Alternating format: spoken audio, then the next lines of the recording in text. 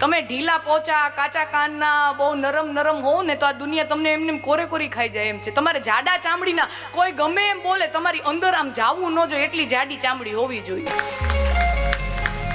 હા, ઈ લોકો વધુ સુખી રહે. તમને કહું, ઈ લોકો દુનિયામાં વધુ સુખી રહે.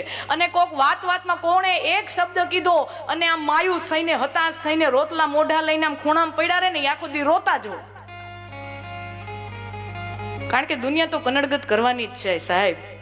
પણ રામ રટણ સાંજ સવારે, બીક પછી કોની અમારે, અમારે પછી બીજી કોની બીક? હે રામ રટણ સાંજ સવારે, બીક પછી કોની અમારે.